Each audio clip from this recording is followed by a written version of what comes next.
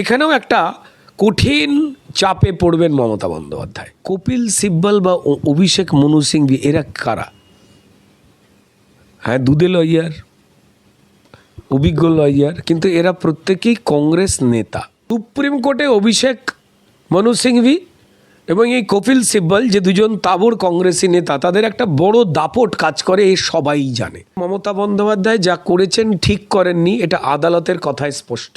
এই যে ভয়ঙ্কর পরিবেশ চলছে, ধিক্কার জানাই মমতা বন্দ্যোপাধ্যায় এবং তার দলকে। গণতন্ত্রের পক্ষে বিপদ।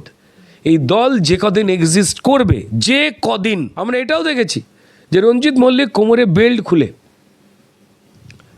যত ক্রিমিনাল তাদের ধরে সাপাং সাপাং করে মারত। আমার দৃঢ় বিশ্বাস যদি ক্যামেরা না থাকতো। দেখুন, আজকে যারা সুপ্রিম কোর্টের রায় সম্পর্কে অবহিত, তারা তো জানেন। যারা জানেন না, সোজা করে কয়েকটা বিষয় বলা। প্রথম কথা হচ্ছে যে 8 তারিখে কি ঘটেছিল সেটা সবাই জানে। 2700 কোটি টাকার ওপরে একটা কয়লা চুরির দুর্নীতি, যে দুর্নীতির মামলা 2002 সাল থেকে, বোধহয় 2000 সাল থেকে এরকম কনস্ট্যান্ট চলছে। যাদের বিরুদ্ধে চলছে তারা অত্যন্ত চালাক এবং আমাদের আইনের অনেকগুলো ফাঁক থাকে। তো ফলত এটি সংস্থা কিভাবে, কোন পদ্ধতি, কোন স্ট্র্যাটেজি নিয়ে যাতে না কেউ গলে পালাতে পারে, বিশেষ করে PMLA, prevention of money laundering অ্যাক্টে কয়লা চুরির টাকা কার কার কাছ দিয়ে ঘুরে গেছে, কারা কারা ঘুরিয়েছে, সেই তদন্ত করতেই প্রতীক জৈনের বাড়ি এবং অফিসে আসে।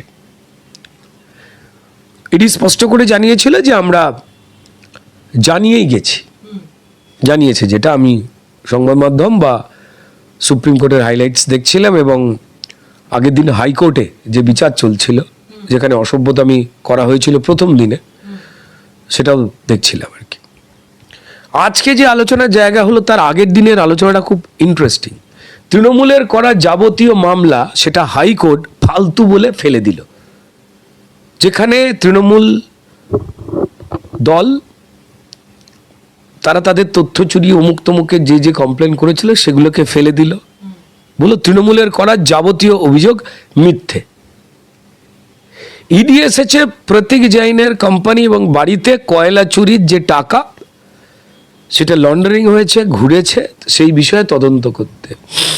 সেখানে নিশ্চয়ই এমন কিছু প্রাণভ্রমরা ছিল যে কারণে মমতা বন্দ্যোপাধ্যায় সদল বলে সেই নথি এবং তথ্য ইডির কাছ থেকে চুরি, ডাকাতি, ছিনতাই করে নিয়ে গেছে। এই ধারাতেই কমপ্লেন করেছে ইডি, ডাকাতি বলেছে। পশ্চিমবঙ্গের মানুষও দেখেছেন, ডাকাত না হলে কেউ চুরি করা মাল নিয়ে গর্বের সঙ্গে বুক ফুলিয়ে প্রেস মিট করে না, ডাকাতরা করতো। চোর বেসিক্যালি অজান্তে নিয়ে পালালে সেটাকে চুরি বলে, আর যেটা বুক ফুলিয়ে করে সেটাকে বলে ডাকাতি। তো মমতা বন্দ্যোপাধ্যায় ডাকাতি করলেন। তো যাই হোক, এবং তিনি বললেন যে আমি 100 বার যেতে পারি, আমি গেছি, ঠিক করেছি, আমি তৃণমূল নেত্রী হিসেবে গেছি। আর মুখ্যমন্ত্রী হিসেবে বলতে পারলেন না, বুঝতে পেরে গেছেন যে বিপদে পড়ে গেছেন। একটা ফাইল, একটা ল্যাপটপ, একটা মোবাইল নয়, ঠিক আছে। এবং পাল্টা ইডির বিরুদ্ধেই মামলা করে দিলেন। সেই মামলা নাকচ হয়ে গেল এবং অবশ্যই ইডির পক্ষ থেকে আইনজীবী বলেছিলেন যে পরিষ্কার সুপ্রিম কোর্টে এই মামলা হলে বেটার হয়। এবং মমতা বন্দ্যোপাধ্যায়, তৃণমূল থেকে শুরু করে কলকাতা পুলিশ সবাই আজকেও চেয়েছে যে এই মামলা কলকাতা হাইকোর্টে নিয়ে আসা হোক। কোন কলকাতা হাইকোর্ট? যেখানে একটা মামলাতেও তৃণমূলের যারা চোর, জোচ্চোর, যাতে তৃণমূলের অসুবিধে হতে পারে এটা বুঝতে পেরে তাদের নামিয়ে দেওয়া হয়। কালো কোট পরা কিছু ব্যক্তিকে উকিল বলে অসভ্যতামি করবার জন্য ঢুকিয়ে দেওয়া হয় এবং ধারাবাহিকভাবে এই ঘটনা ঘটানো হয় যাতে বিচারপতি চাপে পড়েন, তার কাজ ভণ্ডুল হয়ে যায়। আজকে সুপ্রিম কোর্টে এই প্রসঙ্গ উঠেছে এবং সুপ্রিম কোর্টের সম্মানীয় বিচারপতি তিনি বলেছেন যে কেন্দ্রীয় সরকারের কাজে, এই ইনভেস্টিগেশনের কাজে কোনো রাজনৈতিক দল বা কোনো সংস্থা বা কোনো ব্যক্তি হস্তক্ষেপ করতে পারে না। পারে কি? তিনি নিজে প্রশ্ন করেছেন, অর্থাৎ তিনি জানিয়েই দিয়েছেন আজকে যে মমতা বন্দ্যোপাধ্যায় যে অজুহাতে যাই বলে যে কাজটা করুক না কেন সেই কাজটা তিনি ঠিক করেননি। তার সঙ্গে এই কথাও উঠে এসেছে ইডির আইনজীবীদের পক্ষ থেকে যে যদি এই প্রবণতা যা পশ্চিমবঙ্গের ক্ষেত্রে বারবার ঘটে, যারা তদন্তকারী সংস্থা তারা যখন এই দুর্নীতিকে ধরতে যায় এবং এই ক্ষেত্রে এই ঘটনাতে প্রতীক জৈন এবং এই আইপ্যাক এখান থেকে প্রায় 20 কোটি টাকা গোয়ায় ট্রান্সফার হয়েছে, আমার কথা নয়। প্রসঙ্গ চলে আসে যেদিন মমতা বন্দ্যোপাধ্যায় ফাইল চুরি করে নিয়ে বেরোচ্ছিলেন, সেই সময় কোনো একজন সাংবাদিক, আমি ভুলে যাচ্ছি নামটা, তিনি জোর গলায় প্রশ্ন করেছিলেন কয়লা চুরির টাকা কি ইলেকশনে ব্যবহার করেছেন আপনারা? তাতে মমতা বন্দ্যোপাধ্যায় রেগে গিয়ে স্বরাষ্ট্রমন্ত্রী অমিত শাহ, রাজনাথ সিং, শুভেন্দু অধিকারী ইত্যাদি প্রভৃতি বিভিন্ন নাম দিয়ে দিলেন এবং সেটা নিয়ে শুভেন্দু অধিকারী মামলা করেছেন মমতা বন্দ্যোপাধ্যায়ের এগেনস্টে মানহানির। এখানেও একটা কঠিন চাপে পড়বেন মমতা বন্দ্যোপাধ্যায়। দেশে আইন সবার জন্য সমান। তুমি অমিত শাহজি, রাজনাথ সিংজি, সম্মানীয় শুভেন্দু অধিকারী ইত্যাদি এদেরকে তুমি কয়লা চোর বলে দিলে, কারেক্ট? তো এই চাপটা ওদের কাটাতেই হবে। তৃণমূল নানান বাহানা দিয়েছিল যে আমাদের সামনে ভোটের জন্য আমাদের বিভিন্ন রকম যে স্ট্র্যাটেজি আছে সেগুলো চুরি করতে ইডি এসেছিল। ইডি স্পষ্ট প্রমাণ দিয়ে বলে দিয়েছে যে আমরা কোনো নথিপত্র বাজেয়াপ্ত করিনি, বরং আমাদের তদন্তের স্বার্থে যে কাগজ যে জিনিসপত্রগুলো দরকার ছিল সেগুলোই মমতা বন্দ্যোপাধ্যায় গাজোয়ারি করে ডাকাতি করে নিয়ে বেরিয়ে গেছেন। যা ভারতীয় আইন, গণতন্ত্র সবটার জন্য তুমুল বিপদ। যদি এই ঘটনা প্রশ্রয় দেওয়া হয় বা এই ঘটনা চলতে থাকে তাহলে কোনো তদন্তকারী সংস্থার অফিসাররা আজ তো কাজ করতেই পারবে না। তাহলে এগুলোর প্রয়োজনটা কি? কয়লা কেলেঙ্কারির মামলা, এটা কিন্তু 2024 সালের 24শে ফেব্রুয়ারি লাস্ট ইডি এই বিষয় নিয়ে মুভ করেছিল। তারপর এতদিন ইডি কি করছিল? তাহলে এখনই হঠাৎ ইলেকশনের আগে এই মানে এই চার্জটা কেন ইডি করলো বা এখানে এসে কেন রেড করলো? কিন্তু তিনি আরেকটা জিনিস খুব ক্লিয়ারলি বলেছেন যে মমতা বন্দ্যোপাধ্যায় ওখান থেকে নাকি শুধুমাত্র ল্যাপটপ এবং আইফোন এই দুটো নিয়ে বেরিয়েছেন, আর কিছু নেননি। কিন্তু প্রত্যেকটা ক্যামেরা কি তাহলে ভুল দেখলো যে এতগুলো ফাইল তারা মানে গাড়ির মধ্যে নিয়ে বেরিয়ে যাওয়া হলো? সেই বিষয়টা কিন্তু তিনি উল্লেখই করলেন না। তার মানে কি প্রত্যেকে আমরা ভুল দেখলাম? করলেন না? কি উল্লেখ করলেন না? কপিল সিব্বল। আচ্ছা, প্রথমে বলি যে সেটা হচ্ছে অনেকগুলো ইম্পর্টেন্ট ফাইল বলেছেন এবং লোকে জানে। কপিল সিব্বল বা অভিষেক মনু সিংভি এরা কারা? হ্যাঁ, দুধে লয়ার, অভিজ্ঞ লয়ার, কিন্তু এরা প্রত্যেকেই কংগ্রেস নেতা সংসদ। কিন্তু অবাক করে একটা ঘটনা যদি ভালো করে দেখেন যে এদের প্রচুর টাকা ফিজ। এই ফিজ কোত্থেকে যাচ্ছে? এই যে পুলিশ কমিশনার, ডিজি যারা মমতা বন্দ্যোপাধ্যায়ের সঙ্গে গেছিলেন, যারা পরিষ্কার অজুহাত দিয়েছেন আজকে যে যেহেতু উনি জেড প্লাস সিকিউরিটি পান তাই আমাদের থাকতেই হয়। এবার থেকে ওনারা কি করেছেন? যার প্রতি ওনার জেড প্লাস ক্যাটাগরির নিরাপত্তা, তার যতক্ষণ না শারীরিক মানসিক ক্ষয়ক্ষতি কেউ করতে পারছেন সেইটাকে সামলানোর দায়িত্ব কেউ করেনি। আপনারা বলছেন যে আপনারা প্রচুর ফাইল লিখেছেন, সারা পশ্চিমবঙ্গ দেখেছে। কে বললো যে সুপ্রিম কোর্টে যারা সম্মানীয় বিচারপতি, এই কংগ্রেস নেতা কপিল সিব্বল, তিনি যা যা বলছেন সেই কথাকে সম্মতি দিয়ে কোনো কথা বলেছেন বিচারপতির চেয়ার থেকে? কেউ একদম একটা কথা বলেনি যে হ্যাঁ আপনি ঠিকই বলছেন, কেউ বলেননি।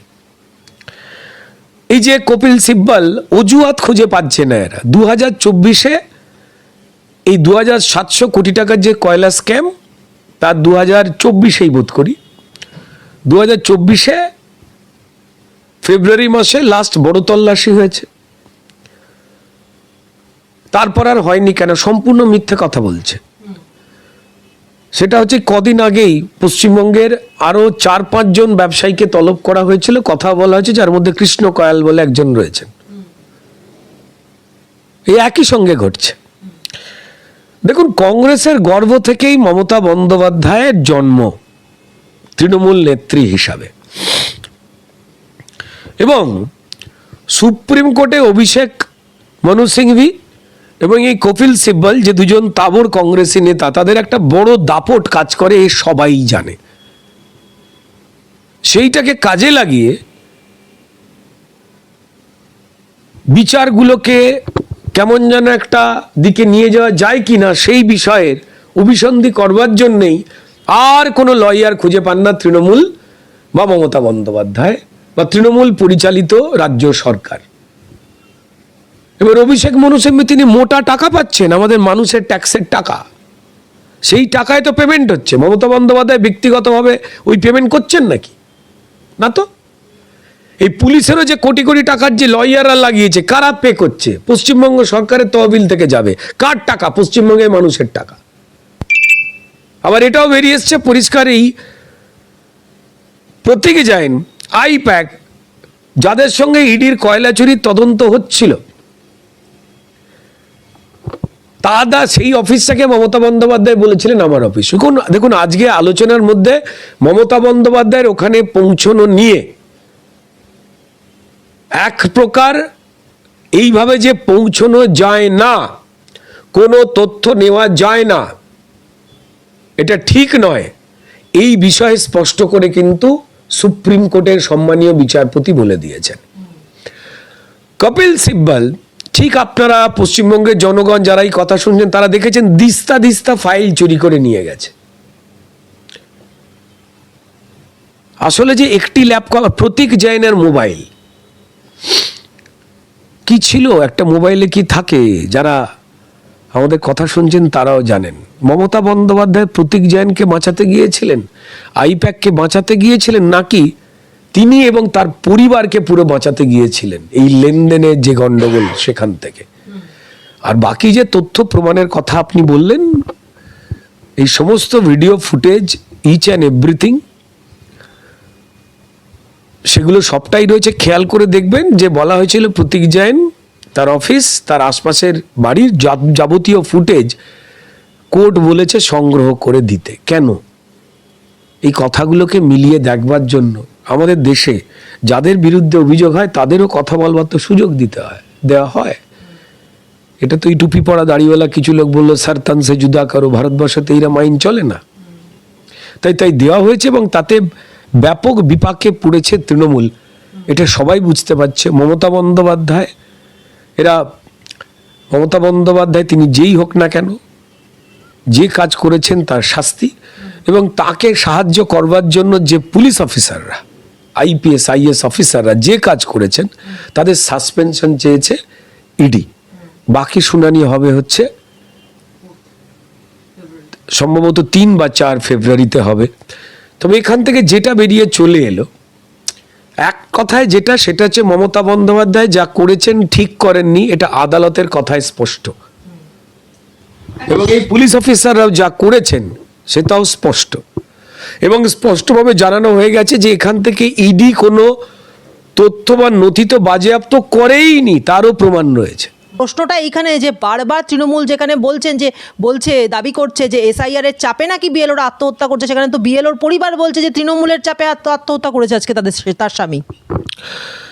দেখুন, পশ্চিমবঙ্গের মানুষ যারা আমাদের এই কথা শুনছেন তারা প্রত্যেকেই জানেন যে তৃণমূল মিথ্যে কথা বলে।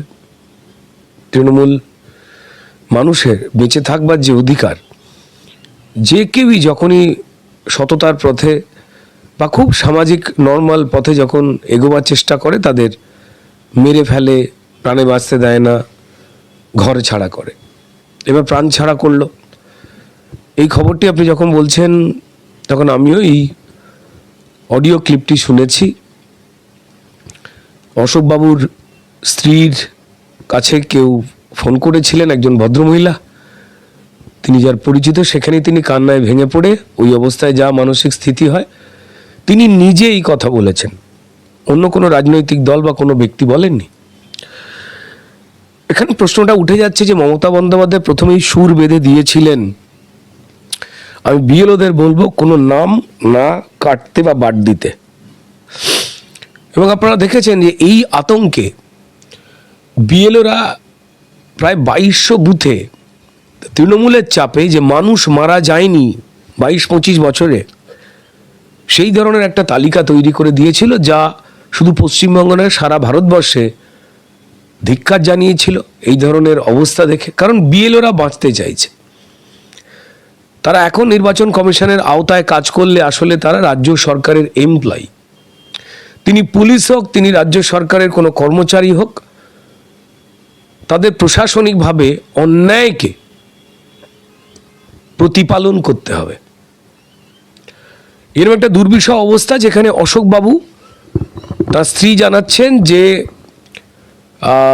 যা নাম বললেন অনন্যা ব্যানার্জি, সম্ভবত তৃণমূলের কাউন্সিলর অরূপ বিশ্বাস ঘনিষ্ঠ তিনি, এবং তৃণমূলের বিএলএ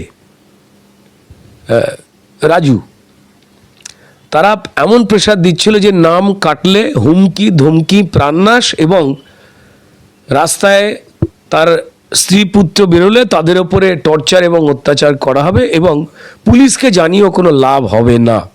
সত্যি তো তাই। যখন আমরা দেখতে পাই যে পুলিশ তৃণমূল দুর্নীতি ঢাকতে গিয়ে যখন মমতা বন্দ্যোপাধ্যায় ফাইল চুরি করতে পৌঁছে যান, তখন পুলিশ মিথ্যে অজুহাতে সেখানে পৌঁছে যায় এবং নানান বাহানা দিচ্ছে। আজকে সে কথা পরে আসছে। হামিদুল ইসলাম বলে এক ভদ্রলোক বিএলও, তিনি আত্মহত্যা করেছিলেন। তৃণমূল বলে চালাবার চেষ্টা করেছিল যে এটা নাকি এসআইআরের চাপে আত্মহত্যা। তার পরিবার, তারও স্ত্রী, সম্ভবত সীমা দেবী ওনার নাম, তিনি জানিয়েছেন না, প্রায় 20 লক্ষ টাকা তার থেকে তৃণমূলের এক নেতা বুলেট বলে সে ধার করেছিল, এবং বারবার বলবার পরেও যে আমার টাকাটি প্রয়োজন, হামিদুল বাবু যখন বলছেন তখন এই তৃণমূলের নেতা সে বলেছে দেব না, কি করতে পারবে, উল্টে তাকে হুমকি ধমকি দিয়েছে যার থেকে টাকা নিয়েছে। তাই মানসিক যন্ত্রণা তিনি আর সহ্য করতে না পেরে অসহায়ভাবে তিনি আত্মহত্যার পথ বেছে নেন। এটা ওনার স্ত্রী যা জানিয়েছেন, যা সূত্র মারফত জানতে পেরেছি আপনাদের জানালাম। পশ্চিমবঙ্গের যে কোনো মানুষ যে কোনো সময় মারা গেলেই এর এই এসআইআর বাতাবরণে বলে দেওয়ার চেষ্টা করছে যে এসআইআরের চাপে আত্মহত্যা। আজকের দিনের যে ঘটনা অশোকবাবুর সঙ্গে যা ঘটলো, বা দুদিন আগে আমাদের হামিদুল ইসলাম বাবুর সঙ্গে যা ঘটলো, এই ঘটনাগুলো এমন তো নয় যে এই বিএলওরা তারা ভুয়ো ভোটারের নাম মমতা বন্দ্যোপাধ্যায়ের ওই প্রথম বলে দেওয়ার নির্দেশ মতো তারা রাখতে চাননি বলে তাদেরকে খুন করে দিয়েছে তৃণমূল। এবং আপনারা তো সবাই জানেন যে এখানে পুলিশ, তৃণমূল দল বা মমতা বন্দ্যোপাধ্যায় পুলিশ মন্ত্রী যা বলেন সেই অনুযায়ী এফআইআর লেখেন। এবং এই ক্ষেত্রে যদি কোনো পরিবার এই অন্যায়তে সম্মত না হন, এই অভাবের পশ্চিমবঙ্গে সেখানে মানুষকে টাকা দিয়ে কিনে নেয় এরা, বলে লোকটা তো চলেই গেছে, তোমরা কি করবে, তোমরা তো জলে ভেসে যাবে না, এই নাও 5-10 লাখ টাকা রেখে দাও। এইভাবে এরা মৃত্যু কেন, আপনি যে কোনো কারোর সঙ্গে কথা বলুন এই একই উত্তর দেবে। এই যে ভয়ঙ্কর পরিবেশ চলছে, ধিক্কার জানাই মমতা বন্দ্যোপাধ্যায় এবং তার দলকে। দলীয় রাজনীতির সংকীর্ণতা বিভেদ ভুলেও বলছে, গণতন্ত্রের পক্ষে বিপদ। এই দল যে কদিন এক্সিস্ট করবে, যে কদিন, সে কাল হোক পরশু হোক, ইলেকশনে বিদায় নেবে সেটা তো সময়ের অপেক্ষা। সবাই বদ্ধপরিকর হয়ে রয়েছে। এই ঘটনা রোজ আমাদের শুনতে হবে, আপনাদের বলতে হবে, দেখাতে হবে, আর মানুষের কানে চোখে প্রত্যেক দিন যন্ত্রণা দেবে। অত্যন্ত দুর্ভাগ্যের, ভারতবর্ষের এতগুলো রাজ্যে এসআইআর করতে গিয়ে কোথাও কিচ্ছু হলো না।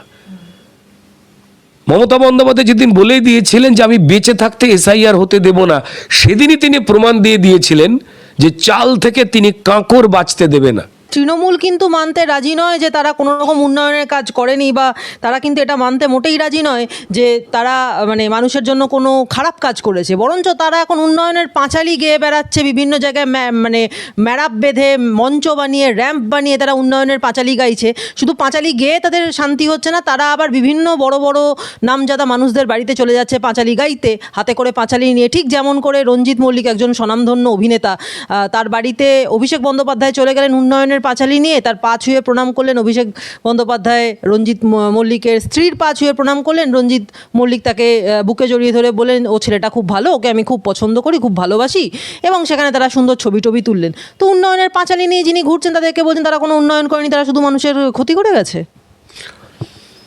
দেখুন, আমাদের সবার প্রিয় শ্রদ্ধেয় রঞ্জিত মল্লিককে যদি 1-to-1 কোনো মিডিয়া জিজ্ঞেস করে যে তৃণমূল উন্নয়ন করেছে, এই পাঁচালীর একটা কথা আপনি জানেন এবং বলুন, তিনি বলতে পারবেন না। তাকে পশ্চিমবঙ্গে থাকতে হয়, তার বয়স হয়েছে, তার স্ত্রী রয়েছে, তার কন্যা আছে কোয়েল, সেও আমাদের খুব প্রিয়।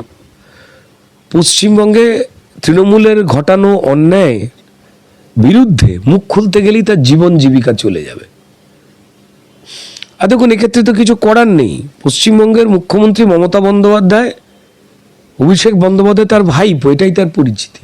বাড়িতে গেছেন, তিনি কি ঝাঁটা মেরে গরম জল ঢেলে দিয়ে বের করে দেবেন? তা তো নয়, তিনি সৌজন্যতা দেখিয়েছেন। কিন্তু আবার এই আমাদের সবার প্রিয় সম্মানীয় রঞ্জিত মল্লিককে জিজ্ঞেস করা হয় যদি, যে এই চাকরি দুর্নীতি করা এটা কি তৃণমূলের উন্নয়ন? এতগুলো ছেলে মেয়েকে রক্তাক্ত করে দিল, যাদের চাকরি চুরি করলো তৃণমূল প্রমাণিত হবে, এটাই কি উন্নয়ন? এই যে চাল ডাল রেশন আবাস কয়লা রোজ চুরি হচ্ছে, এটাকেই কি উন্নয়নের পাঁচালী? এই যে তৃণমূলের নেতাদের বান্ধবীদের খাটের নিচে থেকে যে 50 কোটি টাকা করে পাওয়া যাচ্ছে, রঞ্জিত মল্লিক বলুন তো, এটাই কি তৃণমূলের উন্নয়ন? তিনি অত্যন্ত সজ্জন ভদ্রলোক, তিনি সৌজন্যতা দেখিয়েছেন, কিন্তু তিনি উত্তর দিতে পারবেন না। আপনাদের নিশ্চয়ই মনে আছে যে সম্মানীয় রঞ্জিত মল্লিককে মমতা বন্দ্যোপাধ্যায় কলকাতার শেরিফ বানিয়েছিলেন। অত্যন্ত সম্মানীয় একটা পদ, এই কলকাতা শহরের শেরিফ, এটা নিশ্চয়ই ভুলে যাননি। তাই সেই ক্ষেত্রে পারস্পরিক সম্মানটা রয়েছে। কিন্তু কাল আপনি ভালো ছিলেন, আজকে আপনি পকেটে পিস্তল নিয়ে ঘুরছেন। আপনার পিস্তলে যে কোনো মানুষের প্রাণ যায়, আমারও যেতে পারে।